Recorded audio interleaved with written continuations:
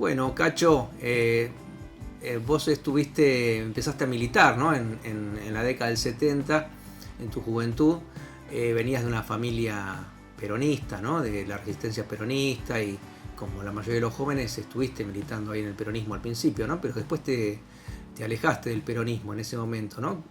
¿Por qué fue que decidiste, ¿no? Hacer otra experiencia, romper con el peronismo en ese momento? Bueno, en principio mi familia era obrera, bien cabecita negra, muy luchadores, muy obreros, y para que tener, bueno, yo nací en el 53, así que crecí bajo todos esos 17 años de proscripción, represión, fusilamiento, etcétera. Y una de las cuestiones, digo, para ver dónde uno cómo se iba conformando en una especie de clasismo peronista, por ejemplo, cuando fue las tomas del 64, del bandorismo, que eran tomas, eran miles de fábricas tomadas. En casa venían los obreros, con mi viejo era delegado, todos bien heavy, eran bien duros, y bueno, yo estaba ahí con ellos, escuchando y participando en la planificación de la toma, y que no era una cuestión muy pacífica, preparaban cómo iban a poner los tanques en asta, aquello, lo otro, todas esas cuestiones que para mí, digamos, eran como natural, ¿no? Y bien regado con los vasos de vino y demás. Digamos, ese clasismo obrero para mí era el peronismo. Era un pibe, no tenía noción de toda la construcción de un partido político de conciliación de clases como lo era. Para mí es lo que yo había visto, y esa lucha, esa resistencia. El otro punto para mí que forjaba, que eso unía con el socialismo. En ese momento, Guevara, cuando yo era adolescente, Guevara, digamos, era un punto de referencia de la lucha por la extensión de la revolución socialista. Y como Perón decía que el peronismo era socialismo nacional, un poco eso se unía en una percepción de lo que realmente el peronismo era un proyecto transformador de base de la sociedad para los obreros, ¿no? En relación a eso. Y eso fue un punto de quiebre para mí. Posteriormente, ya cuando obviamente todos saben que hubo un acuerdo político entre los militares y Perón, entre militares, porque siguen siendo militares, Lanús y Perón, más allá de que se decían de todo, fue Ezeiza. Ezeiza fue un punto de quiebre, porque fue el primer golpe que se realiza para frenar esa movilización que no cesaba. Por más que haya ganado Cámpora, esos meses de gobierno de Cámpora fueron violentamente de movimiento social, de tomas y demás, para terminar de expulsar a toda la derecha que había, ¿no? Y a los traidores también que había del peronismo. Y yo estuve en Ezeiza, obviamente, y ahí viví, y después la conclusión política la saqué el día posterior cuando habló Perón, y ahí me cayó la ficha de que evidentemente había venido para otra cosa, ¿no? Ese fue el punto de quiebre, digamos, de empezar a pensar que estaba equivocado. Para tener en cuenta, en general, digamos, éramos como militantes naturales en ese momento, no necesitábamos tener la ficha para hacer algo.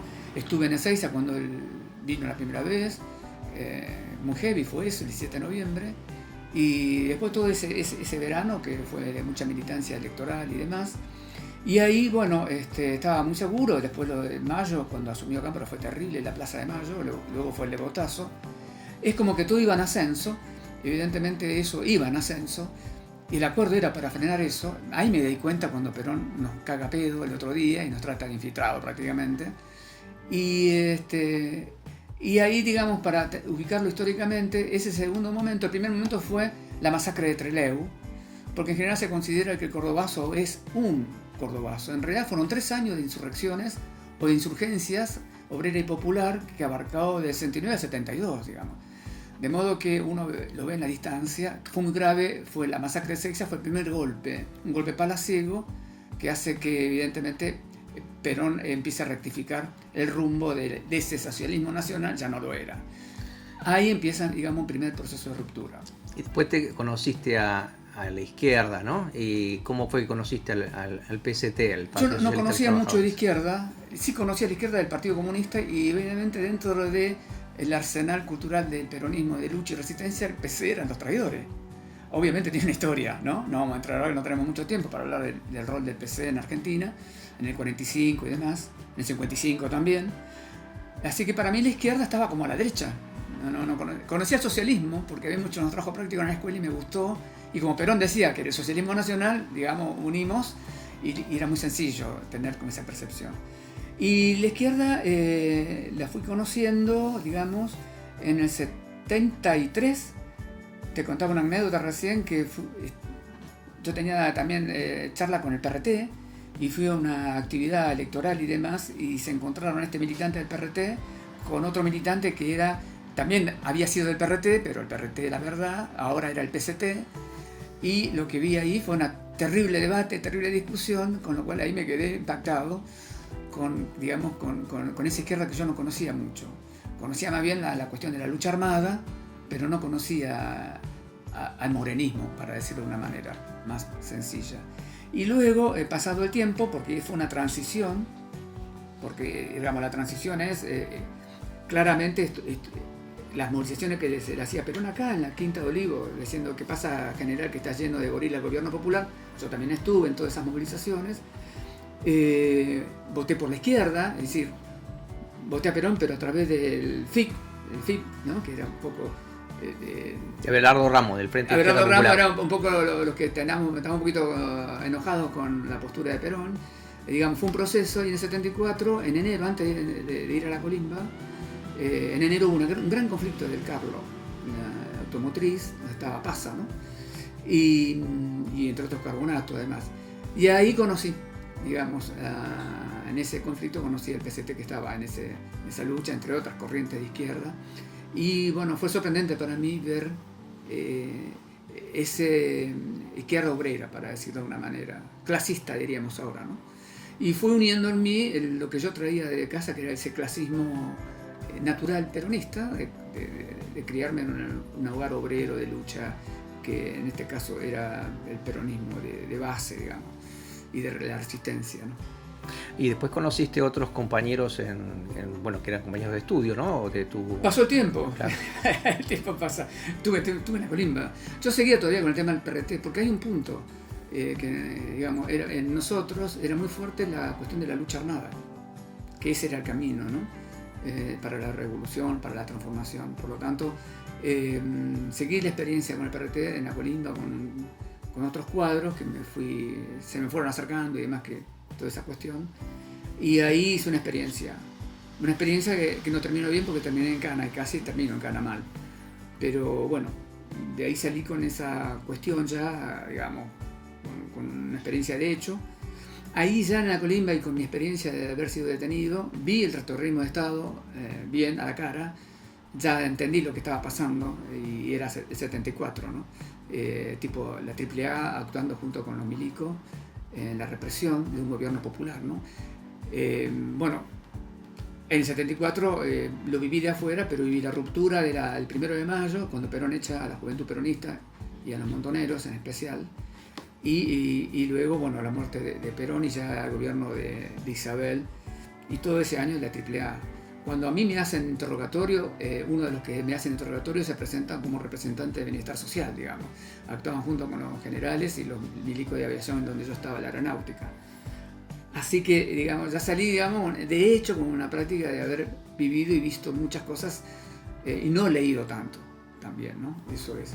Y a partir del 75 empieza otra búsqueda. Y ahí me encuentro con el PCT en el 75, que fue un año muy complejo, sobre todo con el tema de las coordinadoras de mitad de año, pero bueno, el 75 empezó con Villa Constitución y el colectivo Independencia, heavy ya los asesinatos, los ataques guerrilleros, digamos, la lucha armada ya desquiciada de tanto el PRT como Montoneros. Y conocí un compañero que construía la juventud aquí en Zona Norte, o en Vicente López, no sé, ya no me acuerdo muy bien, que se llamaba Arturo Margaride, era cuadro, el dirigente, y me lo había presentado a un amigo que se llamaba Cacho, y que era también un cuadro, y ahí, a partir de ahí empecé a hacer esa primera experiencia. Nos fuimos reuniendo con otros amigos conocidos, ¿no? Una experiencia mezclada con muchas actividades culturales y demás, pero ahí empezamos a transitar ese proceso para mí nuevo del trotskismo insurreccional, digamos. ¿Qué pasó con Arturo? Y bueno, el punto es que Arturo tuvo de acuerdo a lo que me fue contando, ya avanzado el 76, primeros meses del 76, tuvo una cita envenenada. Hoy es uno de los desaparecidos, nunca más se supo de él.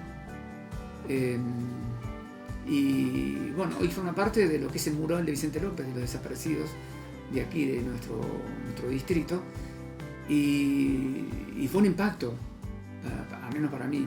Era un tipo muy joven, con mucha formación, a pesar de su juventud, ¿no? Uno dice, bueno, la mierda, ¿cómo puede ser este pibe tan joven que tenga tanta formación, que sea tan cuadro político? Y fue, digamos, una desazón, un golpe muy fuerte, ¿no? Para, digamos, el grupo que él estaba organizando. Después hay otro compañero japonés también del PCT, que eran todos del mismo grupo. No me acuerdo el nombre, el apellido de este compañero, pero era también de la zona, Villa Martelli. Así que a partir de ese momento, bueno, lo seguí conociendo el PCT ya a través de otros ámbitos, y los volví a encontrar en el profesorado. Yo empecé a estudiar profesor de historia y me lo encontré ahí otra vez, mucha militancia, mucho compromiso de militancia, y lo que recuerdo ahí es la campaña por Nicaragua, por ejemplo, de 79, la junta de guita y bueno, sostener la brigada y demás. Digamos, ya ahí hubo un proceso de simpatizante, diría yo. Y me sorprendió una cosa al día de hoy, ¿no? Porque hay muchos que estaban en el exterior, se habían ido muy clandestino y iban militando abiertamente en muchos lugares de laburo, y en este caso en el lugar de estudio, obviamente con los cuidados del caso, pero con mucho coraje, ¿no?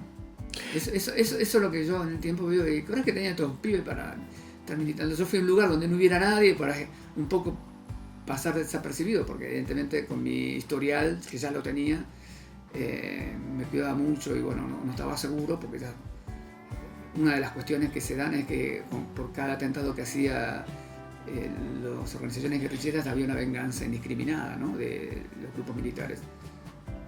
Bueno, y que frente a la situación actual, ¿no? Lo que significa, ¿no? Este gobierno de Milei, que ataca brutalmente, ¿no? A la clase obrera, a los trabajadores en general, la juventud, ¿no? Los jubilados, y donde muchos jóvenes trabajadores, ¿no? Que no conocieron toda esta etapa y estas luchas, o estudiantes, no quieren organizarse, luchar, y se encuentran con que hay, ¿no? una CGT traidora que otra vez, ¿no? Vuelve a entregar las luchas, ¿no? De los sindicatos copados por la burocracia.